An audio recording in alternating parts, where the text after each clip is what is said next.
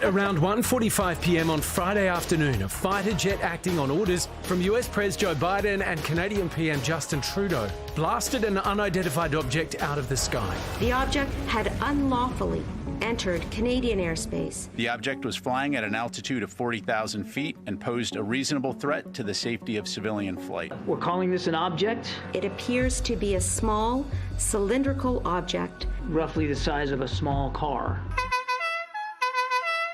And it's fair to say officials are still getting their heads around it. We don't know the origin of the object. We do not know who owns it, and we don't understand the full purpose. As they gather the UFO's debris for analysis, suspicious eyes turn to China, which had a spy balloon shot down from US skies on Feb 4. That's my Air Force right there, buddy. China claims it was a harmless weather balloon, but the US begs to differ. The flight path it executed took it over sensitive military sites. And with a second balloon spotted over Latin America and a third believed to be operating in an undisclosed location, the US Secretary of State is warning that China could be seeking to do some cheeky balloon-based peeping all around the world. The United States was not the only target of this broader program. We're not alone in this.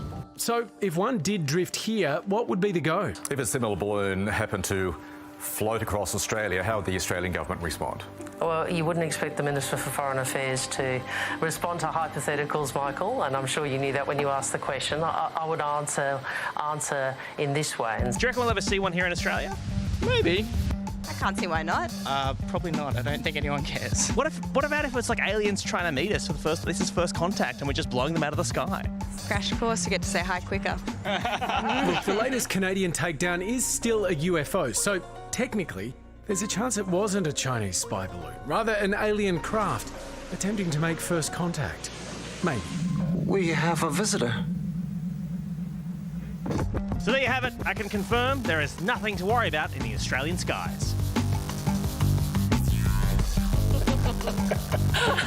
It's lucky all those people you vox popped aren't worried, because actually there's some stories out today saying that if there was one above Australian skies, we don't have fighter jets that could actually shoot them down. What? Why? So we have the Joint Strike Fighter, which is the F-35.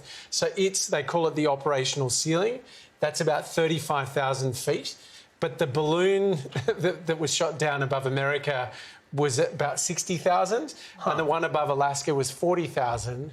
So we can't get at them. We could get up pretty close and then sort of throw a rock or something, you know? A slingshot. Do we need to start our own balloon program to counteract the balloon program of other, hire some 19th century balloonists with the big moustaches, you know? And wasn't the so-called Chinese spy balloon three times the size of a school bus, and this is just a small car? Yeah, but isn't there some speculation that maybe then it's not just to take photos, because that's a big thing, it's actually like to test military readiness? Yeah, so there's some theories, right, there's a lot of theories about why China might be doing this. One is obviously to take images of the military installations they fly above, and you can apparently get better imagery than you can from a satellite because it is lower.